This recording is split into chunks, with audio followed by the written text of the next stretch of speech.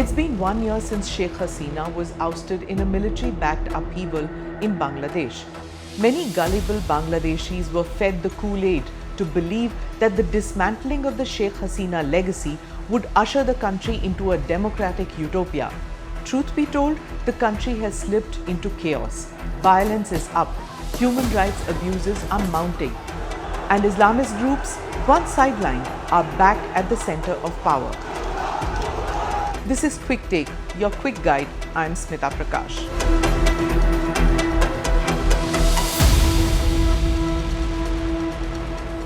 First, set aside the misnomer that the fall of Sheikh Hasina was an organic student-led protest.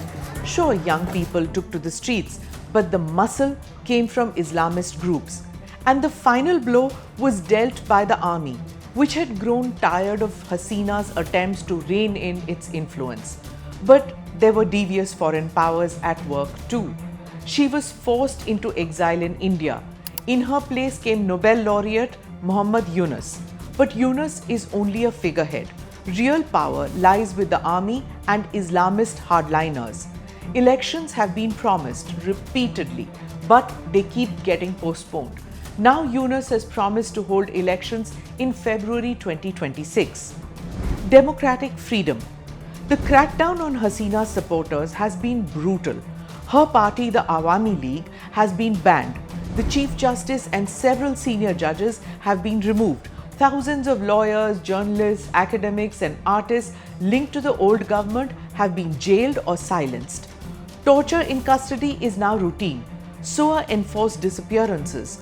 Media freedom has all but vanished. Journalists face trumped-up charges. Some have disappeared. Others have fled the country. Worse still is the return of jihadist groups. Extremist leaders who were once jailed or banned are now back in public life.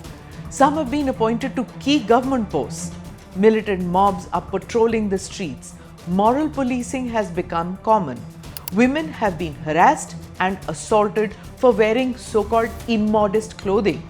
Religious minorities are living in fear. The most alarming trend, though, is the surge in mob lynching. From August 2024 to July 2025, at least 637 people have been lynched across Bangladesh. Among them, 41 were police officers. These killings were carried out in the name of vigilante justice.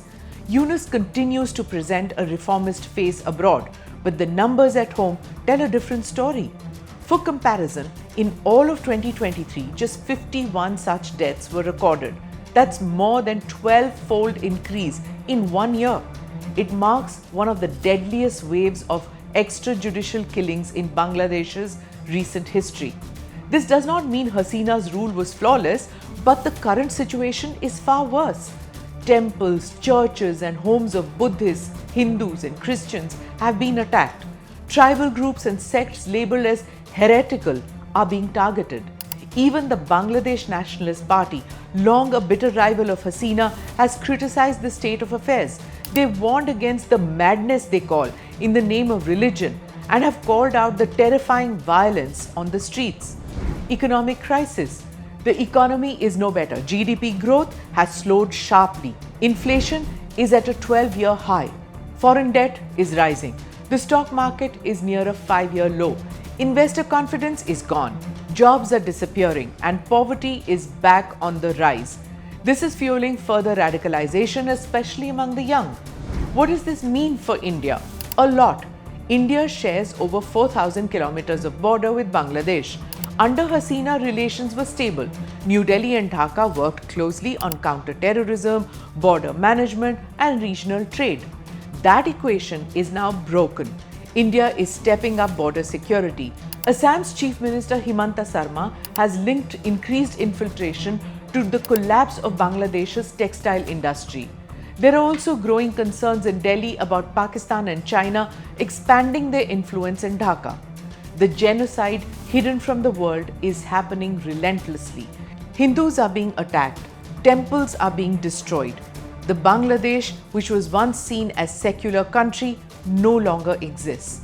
If the world still believes in democracy and basic rights, it needs to pay attention, because what's happening in Bangladesh will not stay within its borders.